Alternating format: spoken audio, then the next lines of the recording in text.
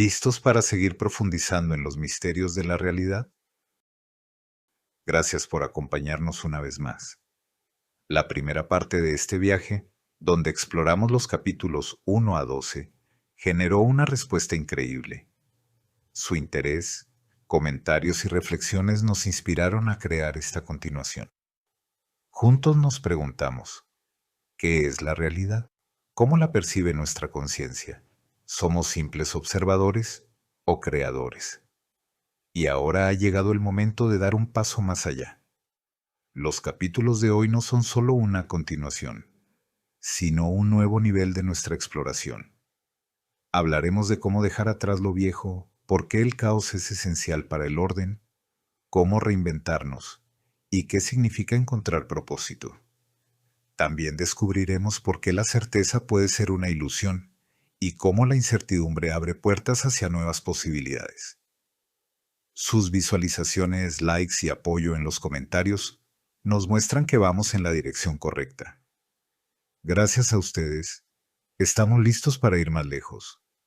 Si este video recibe el mismo entusiasmo que el primero, prepárense para una tercera parte a finales de enero. Así que acomódense, enciendan su conciencia y prepárense para maravillarse, cuestionarse y descubrir algo nuevo. Bienvenidos a la segunda parte de nuestro viaje. ¿Por qué nos cuesta tanto dejar ir? ¿Qué miedo se oculta detrás de ese apego? Nos aferramos a cosas, a personas, a ideas. Parece algo tan natural. Creemos que al mantenerlas cerca, estamos protegiendo algo valioso. Pero, ¿y si en ese acto de aferrarnos estamos perdiendo más de lo que ganamos? Imagina que sostienes un puñado de arena en tus manos. Cuanto más fuerte aprietas, más rápido se desliza entre tus dedos. ¿No es así también con la vida? Lo que intentamos controlar, lo que intentamos retener, es precisamente lo que más rápido perdemos. Los antiguos sabios entendieron esto profundamente. En muchas tradiciones el acto de soltar no era visto como una derrota, sino como un signo de sabiduría. Porque soltar no significa olvidar o rendirse, significa aceptar. Aceptar que algunas cosas no están destinadas a quedarse, que su valor reside en el momento, no en la eternidad. Pero aquí está el dilema. ¿Por qué es tan difícil? Porque soltar nos enfrenta a uno de nuestros mayores temores. El miedo a la pérdida, el miedo al vacío, el miedo a lo desconocido. Aferrarnos nos da una falsa sensación de seguridad. Pero esa seguridad, ¿a qué precio? Tal vez al aferrarnos, nos estamos privando de lo que podría venir, de nuevas experiencias, de nuevas oportunidades. Piénsalo un momento. Cada vez que sueltas algo, haces espacio para algo nuevo, como un árbol que pierde sus hojas en otoño, para renacer en primavera. Soltar no es el final, es el comienzo de algo nuevo. Así que, la próxima vez que te encuentres aferrándote a algo, pregúntate, ¿esto me da vida o me la quita? Porque en el acto de soltar, no solo encontramos libertad, sino también la oportunidad de crecer. ¿Es la vulnerabilidad una debilidad o una fuente de fortaleza? Vivimos en una cultura que glorifica la fuerza, la invulnerabilidad.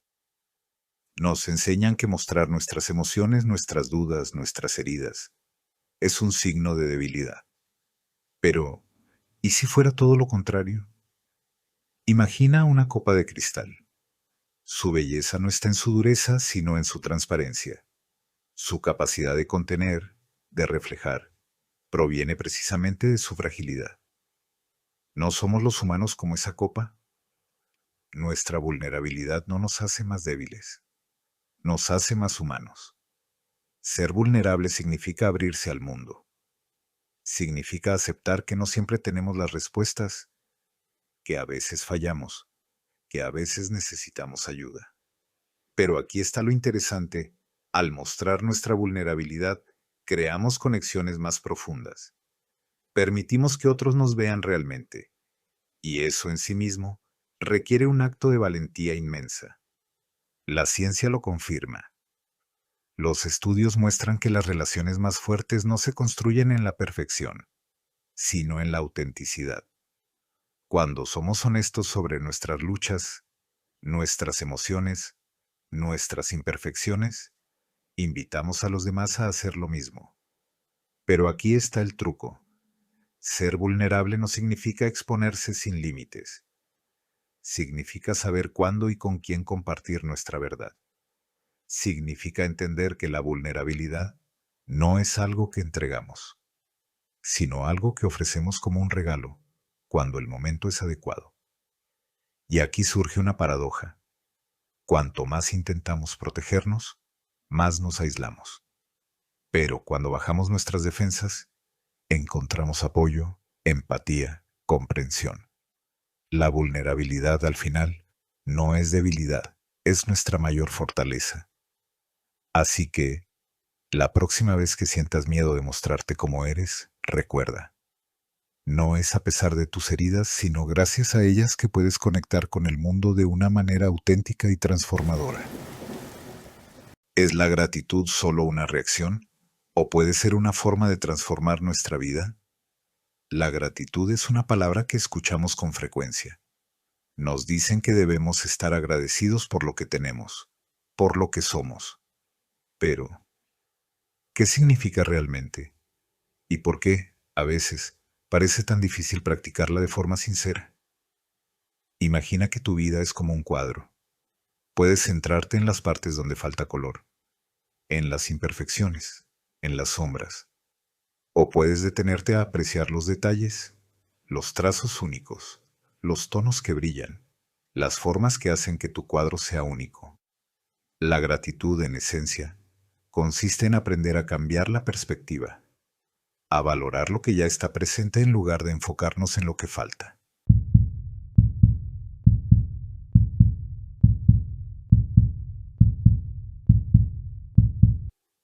Los estudios han demostrado que practicar la gratitud literalmente transforma nuestro cerebro. Nos volvemos más optimistas, más resilientes y más conectados con los demás. Y lo mejor de todo es que no requiere grandes gestos. A veces un simple gracias puede marcar el inicio de un cambio profundo. Pero aquí está lo interesante. La gratitud no se limita solo a lo bueno. Ser agradecido no significa ignorar los problemas o fingir que todo está bien. Significa encontrar valor incluso en los desafíos. Reconocer que cada experiencia, ya sea positiva o negativa, tiene algo que enseñarnos y nos ayuda a crecer. En muchas tradiciones espirituales, la gratitud no es solo un sentimiento, es una práctica, una forma de vida. Nos recuerda que, aunque no podemos controlar todo lo que sucede, siempre podemos elegir cómo reaccionar ante ello. Y en esa capacidad de elegir, encontramos una forma de libertad. Entonces, ¿es la gratitud solo una reacción? Quizás no. Quizás sea una herramienta poderosa, una llave que abre la puerta a una vida más plena, más consciente y más auténtica.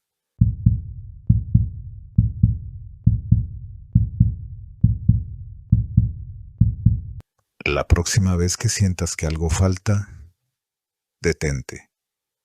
Mira a tu alrededor. Mira dentro de ti, porque lo que ya tienes podría ser más que suficiente para transformar el cuadro de tu vida. ¿O cuál es el sentido de la vida? ¿Es algo que encontramos o algo que creamos? Esta es una de esas preguntas que han fascinado a la humanidad desde tiempos inmemoriales. Poetas, filósofos, científicos, todos han intentado responderla. Y sin embargo, el sentido de la vida sigue siendo un misterio. Tal vez sea porque lo buscamos en el lugar equivocado. Nos enseñan a buscar el sentido en lo grandioso, en lo trascendental. Una misión, un logro, una meta que nos defina. Pero, ¿y si el sentido estuviera en lo pequeño, en lo cotidiano? Imagina un amanecer. No necesita razones, no necesita explicaciones. Simplemente sucede y en su simplicidad es perfecto.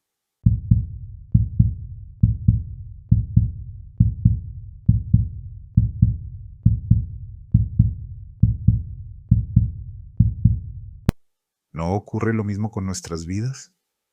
Tal vez el sentido no está en lo que logramos, sino en cómo vivimos, en los momentos que compartimos, en las pequeñas cosas que nos hacen sonreír, en los gestos que transforman un día cualquiera en algo especial. Algunos dirán, pero necesito un propósito, algo que me guíe, y eso es válido. Pero aquí está lo interesante. El sentido no es algo que encontramos, como si estuviera escondido en algún lugar esperando ser descubierto. Es algo que creamos. Con cada decisión, con cada acción, con cada paso que damos, estamos dando forma a nuestro propio sentido. Viktor Frankl, un psiquiatra que sobrevivió al Holocausto, dijo, el sentido de la vida es darle sentido a la vida. No es algo que el mundo nos da, es algo que llevamos dentro.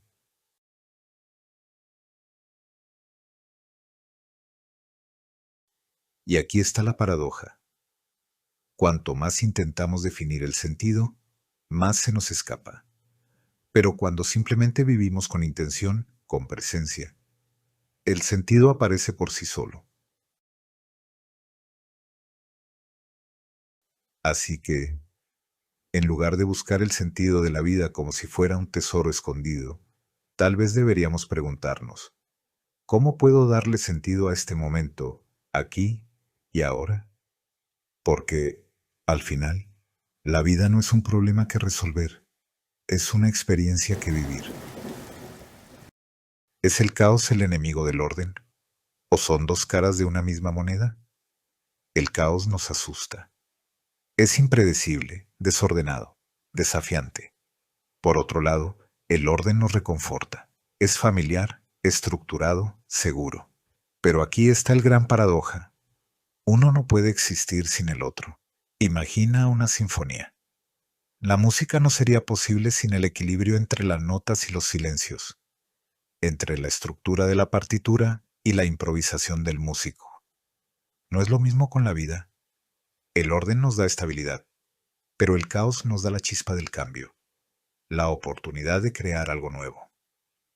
Piénsalo. ¿Cómo aprendemos? ¿Cómo crecemos? Siempre comienza con el caos, la confusión de no saber, la incomodidad de enfrentarnos a algo nuevo. Pero a través de ese caos encontramos orden. Creamos significado, aprendemos algo, nos transformamos. Y luego, cuando el orden se vuelve demasiado rígido, el caos regresa, para recordarnos que la vida nunca deja de moverse. La ciencia también nos enseña esto. En el universo las estrellas nacen del caos de nubes de gas y polvo, pero ese caos sigue reglas. Existe un orden subyacente. La vida misma es un equilibrio entre el caos de la mutación y el orden del ADN. Tal vez, en lugar de luchar contra el caos, deberíamos aprender a bailar con él, a entender que no es el enemigo, sino el catalizador del cambio.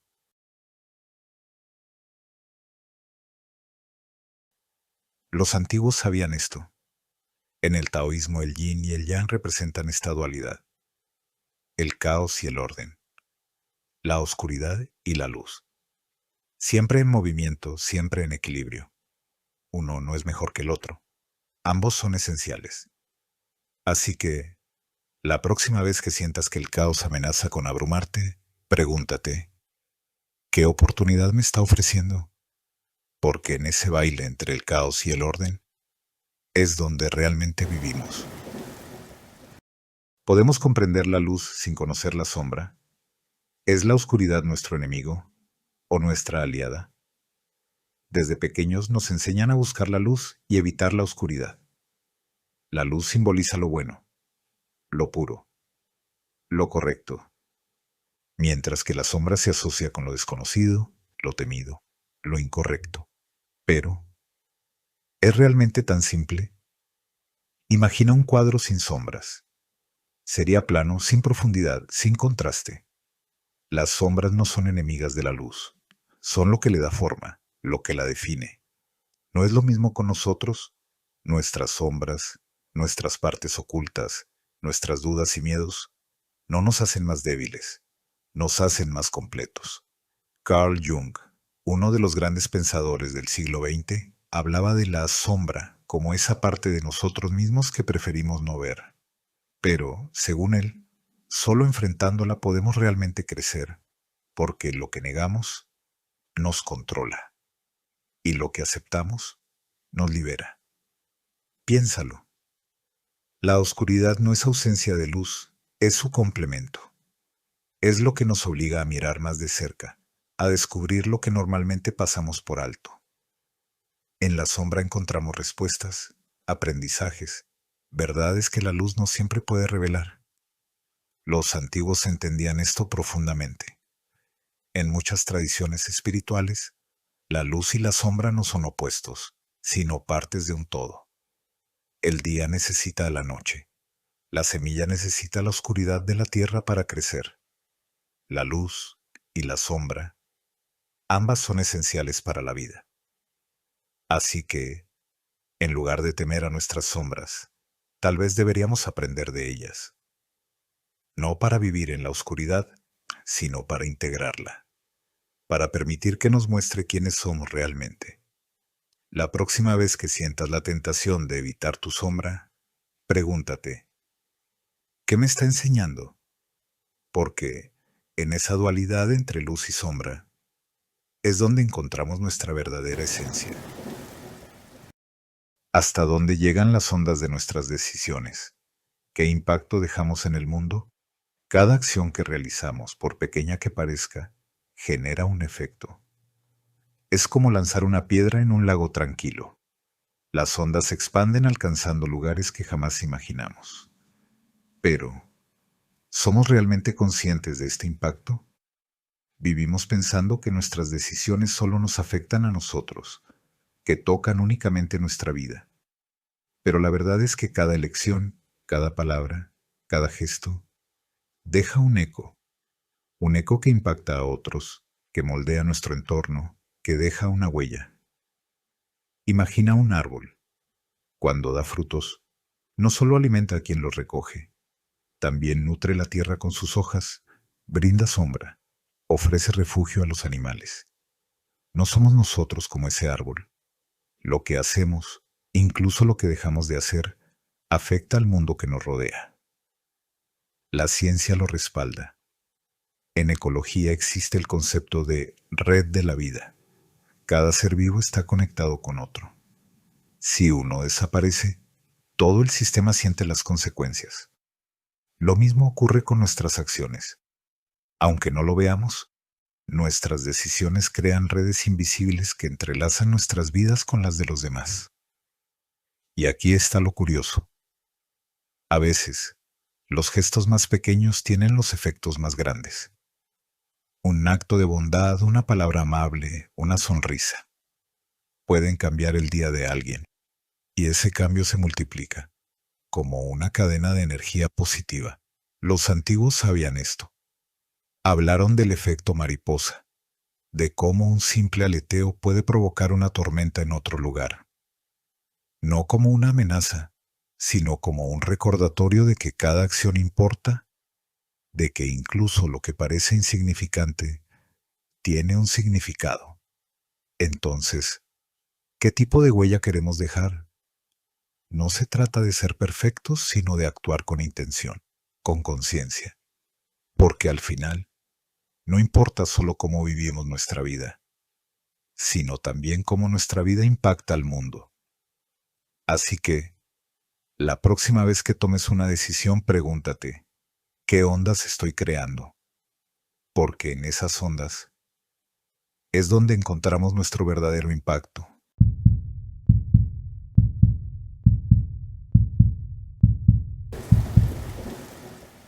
¿Es posible empezar de nuevo? ¿O estamos atrapados por quienes creemos ser? A menudo pensamos en nuestra identidad como algo fijo, inmutable. Nos definimos por nuestras experiencias pasadas, por nuestras elecciones, por nuestras etiquetas. Soy esto, soy aquello. Pero, ¿y si esas definiciones fueran solo un espejo que nosotros mismos hemos construido? ¿Y si ese espejo se pudiera romper? La vida nos ofrece constantemente la oportunidad de reinventarnos. A veces esa oportunidad llega a través de una crisis, de un cambio inesperado, de algo que nos obliga a mirar nuestra vida de manera diferente. Y aunque al principio puede asustar, también es un regalo. Porque reinventarse no significa olvidar quiénes somos. Significa elegir quiénes queremos ser. Imagina un río. Siempre fluye, siempre se mueve, nunca es el mismo. Pero, a pesar de su cambio constante, sigue siendo un río. ¿No somos nosotros como ese río? Lo que éramos ayer no define lo que podemos ser hoy. La neurociencia nos dice que nuestro cerebro tiene una capacidad asombrosa para cambiar, para adaptarse, para aprender. Esta capacidad, conocida como neuroplasticidad, demuestra que nunca es demasiado tarde para transformarnos. Podemos aprender nuevas habilidades, nuevos hábitos, incluso nuevas formas de pensar. Pero aquí está el desafío. Reinventarse requiere valentía. Requiere soltar las viejas historias, los viejos miedos, las viejas excusas. Requiere mirar al futuro con curiosidad, con apertura, con la voluntad de aceptar que el cambio no es solo posible, es necesario. Los grandes innovadores, los artistas, los visionarios, todos han pasado por momentos en los que tuvieron que reinventarse. No porque fueran perfectos, sino porque entendieron que la vida no es estática. La vida es un lienzo en blanco, listo para ser pintado una y otra vez. Así que, ¿es posible empezar de nuevo? Tal vez no exista un comienzo absoluto, pero siempre hay un nuevo capítulo por escribir. La próxima vez que sientas que estás atrapado en una versión de ti mismo, recuerda, no eres una estatua, eres un río. Y el río siempre puede cambiar su curso. ¿Es la incertidumbre un obstáculo o una puerta hacia nuevas posibilidades? La incertidumbre nos incomoda. Nos gusta saber qué va a pasar, planificar, tener todo bajo control. Pero la vida, una y otra vez, nos recuerda que nada está garantizado, que el mañana es un misterio. Entonces, ¿cómo enfrentarnos a esta realidad sin perdernos en el proceso? Imagina que caminas por un sendero cubierto de niebla. No puedes ver el final. No sabes qué te espera más adelante. Podría ser algo maravilloso o un desafío difícil. Pero, para descubrirlo, debes seguir avanzando. La incertidumbre es como esa niebla. No está ahí para detenernos, sino para invitarnos a dar el siguiente paso, incluso si no vemos todo el camino. En la naturaleza la incertidumbre no es algo temido, sino algo que impulsa el crecimiento. Una semilla no sabe si encontrará suficiente agua o luz, pero igual crece, igual se abre al mundo. ¿No somos nosotros como esa semilla? Vivimos rodeados de incertidumbre, pero dentro de nosotros está la capacidad de adaptarnos, de florecer incluso en las condiciones más inesperadas. Los filósofos existencialistas veían en la incertidumbre una oportunidad, no una amenaza. Decían que, precisamente porque no sabemos qué traerá el futuro, tenemos la libertad de crear, de elegir, de darle forma a nuestra vida. La certeza puede ser cómoda, pero también limita. La incertidumbre, en cambio, abre puertas, nos permite soñar, explorar, descubrir.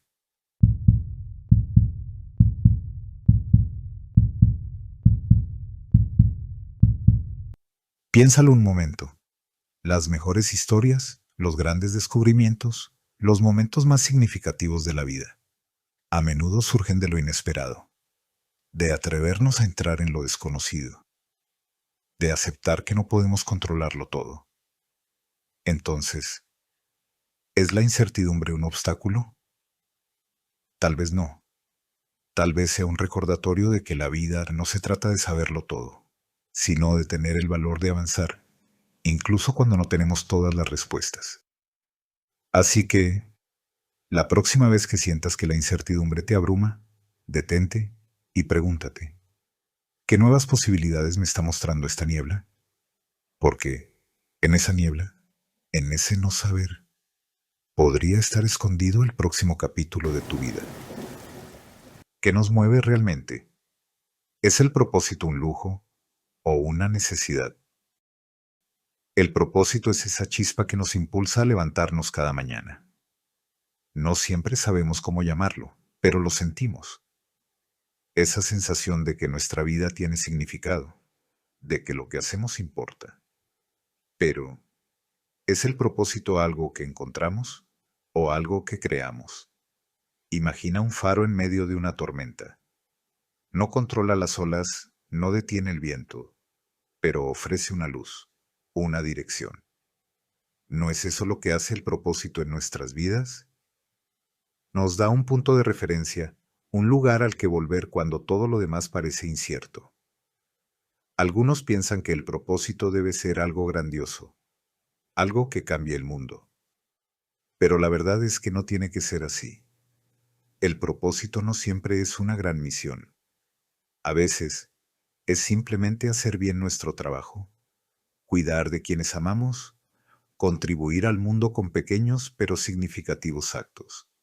La ciencia nos muestra que tener un propósito tiene un impacto real en nuestra salud y bienestar.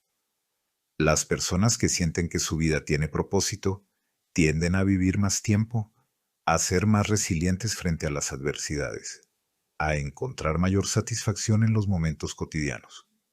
Y lo más fascinante es que el propósito no es fijo.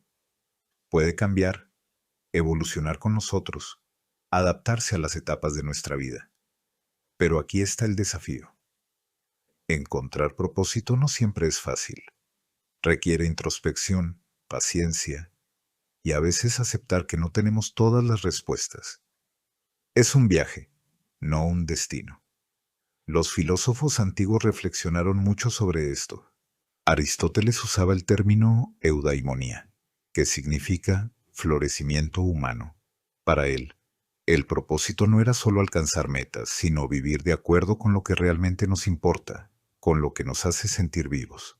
Así que, ¿es el propósito un lujo? Tal vez no.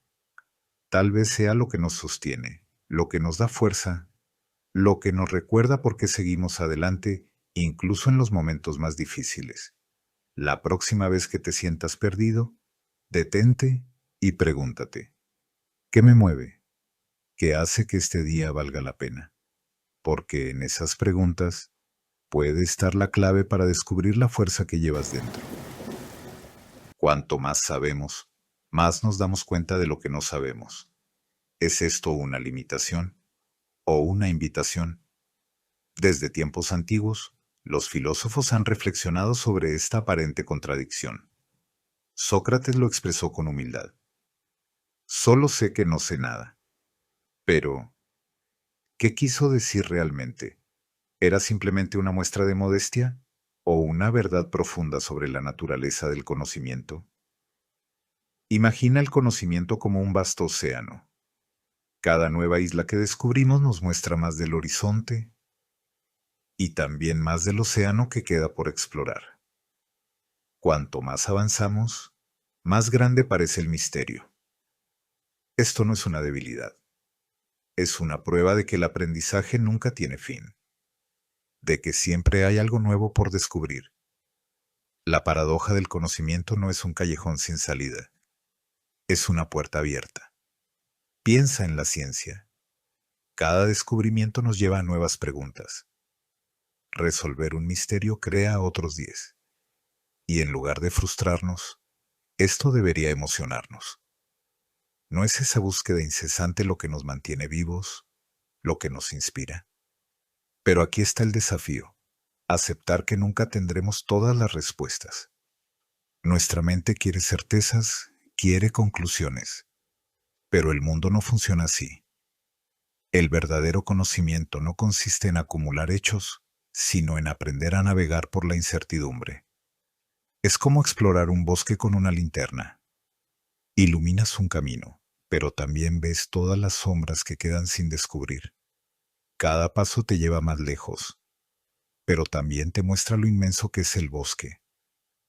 Así que, en lugar de temer a lo desconocido, quizás deberíamos abrazarlo. Entender que el conocimiento no se trata de llegar a un destino, sino de disfrutar del viaje. Porque, al final, lo que importa no es lo que sabemos, sino lo que estamos dispuestos a aprender. La próxima vez que te enfrentes a una pregunta sin respuesta, en lugar de frustrarte, pregúntate, ¿qué nuevas posibilidades me está abriendo esta pregunta? Porque, en ese espacio entre lo que sabemos y lo que no sabemos, es donde encontramos la magia. ¿Qué es más peligroso, no saber o creer que lo sabemos todo? La certeza nos reconforta, nos da la ilusión de control, de que todo está en su lugar, de que el mundo es predecible. Pero aquí está el truco. La certeza no siempre refleja la verdad. A veces, solo sirve como refugio contra el miedo. Imagina un castillo construido sobre arena. Desde fuera parece sólido, inquebrantable, un símbolo de estabilidad. Pero una sola ola, un pequeño cambio y todo se derrumba. Así es la certeza. Puede ser una fortaleza o una prisión. El problema con la certeza es que cierra puertas. Cuando creemos que ya lo sabemos todo, dejamos de buscar, dejamos de cuestionar, dejamos de aprender. Nos aferramos a nuestras ideas como si fueran verdades absolutas, olvidando que el mundo es mucho más complejo. Piénsalo.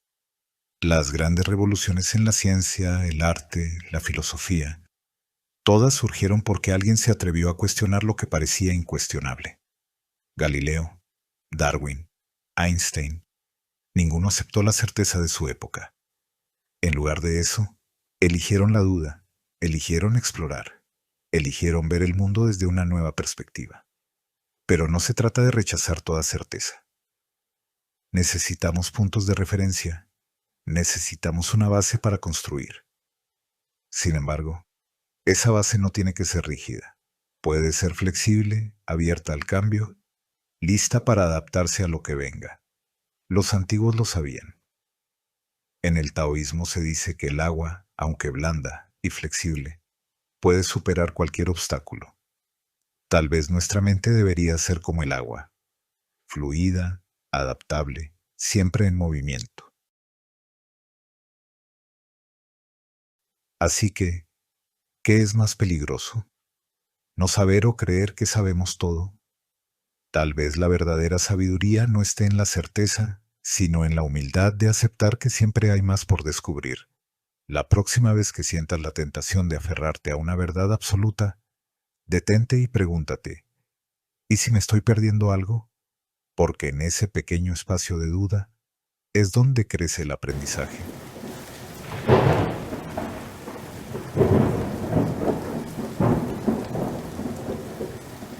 Este es solo el segundo paso en nuestro viaje hacia lo desconocido. Hoy hemos explorado cómo el caos y el orden, la luz y la sombra, y nuestras propias decisiones moldean la realidad que habitamos. Pero aún queda mucho por descubrir. Si este video te ha inspirado, prepárate, porque en la próxima parte iremos aún más profundo, cuestionando no solo la percepción, sino también el núcleo mismo de nuestra existencia. Nos vemos muy pronto.